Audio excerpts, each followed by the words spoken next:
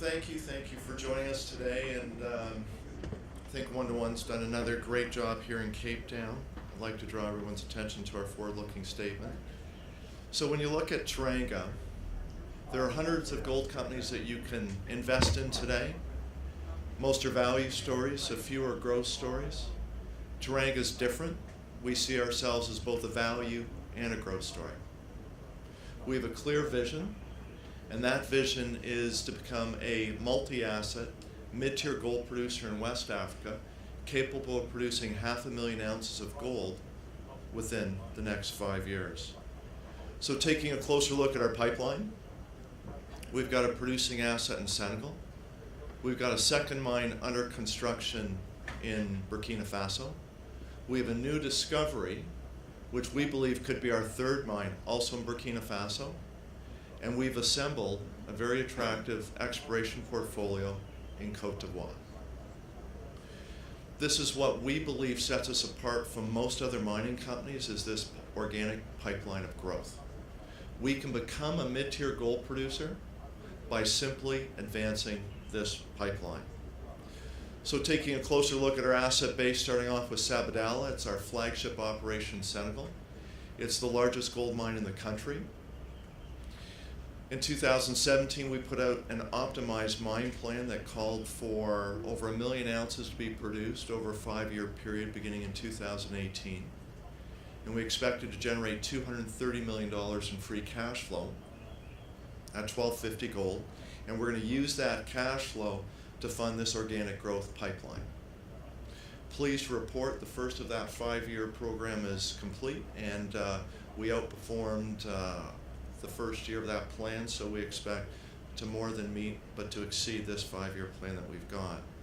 So looking at 2018, we produced 245,000 ounces at Sabodala. That was 5% higher than 2017 and represents the third year of record production. And we're outperforming our reserve model to improve grade control procedures over the last few years, where we're outperforming the grade model by about 25%.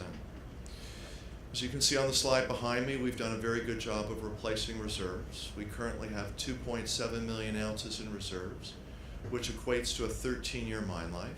And we have a large resource base to further extend that mine life. In the near term, we expect to increase reserves at Nakaferi. Nakaferi is our largest deposit on the mine license. We're currently in the process of relocating the Sabodala village. It sits on top of this deposit. Now, once we relocate the village, we'll be able to complete the drill program and then begin mining. The village relocation is well underway. We've largely completed the community buildings, and we've started construction of the private residences. We expect this to be wrapped up in the first half of 2020, paving the way for drilling and mining. Turning to our second project, Wahyon, located in Burkina Faso. This will be our second mine. It will increase company-wide production by 50% when it's completed later this year. In the fourth quarter of last year, we updated the technical report, increasing reserves by about 40% to 1.6 million ounces. We expect the project to produce roughly about 130,000 ounces per year over the first 5 years, at all-in sustaining costs of sub $800 per ounce. I'd like to emphasize that the 1.6 million ounces is only from the 4 reserve deposits, and they are still open. We'll have further drilling within those deposits. We do expect reserves to increase.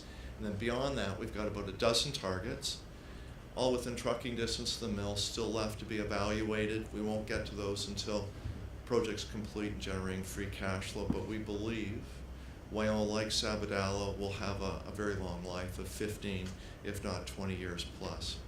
Here's a picture of the thickener being completed, being installed.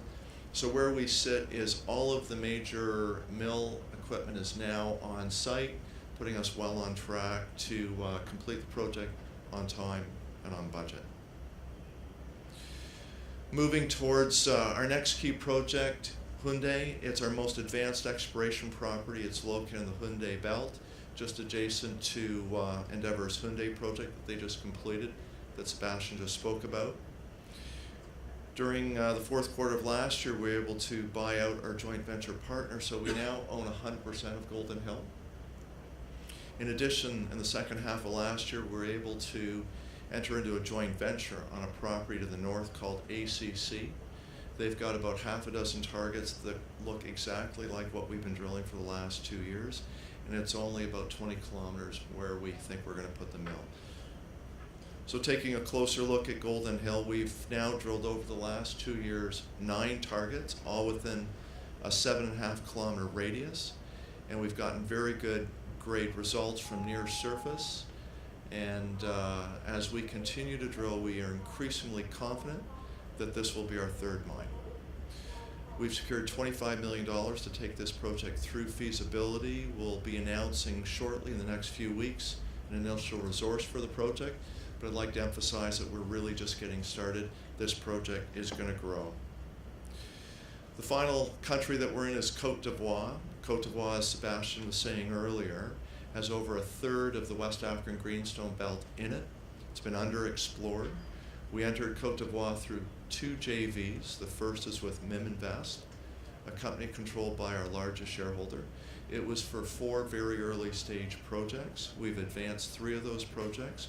We had a first ever drill program with very good results on Guitry, and we expect to drill 2 other properties over the course of this year. So we're very pleased with the Miminvest joint venture. Beyond that, we were able to enter into a joint venture on the FEMA property.